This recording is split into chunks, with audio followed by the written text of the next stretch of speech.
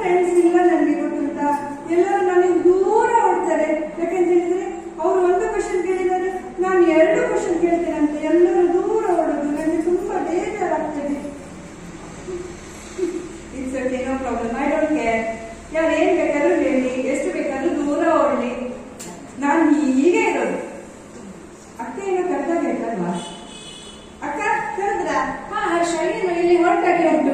ಹೌದು, ಹೀಗೆ ಮರ ಗಿಡಗಳನ್ನು ನೋಡಿ ಬರ್ತೇನೆ ಅಂತ. ಈಗ ಯಾರು ಮಾತಾಡೋದಿಲ್ಲ ಅಲ್ಲ. ಹೌದಾ? ಹಾಗಾದ್ರೆ ಬರುವಾಗ ಒಂದು ಕೋಲ್ಡ್ ತರ್ತೀಯಾ? ಕೋಲ್ಡ್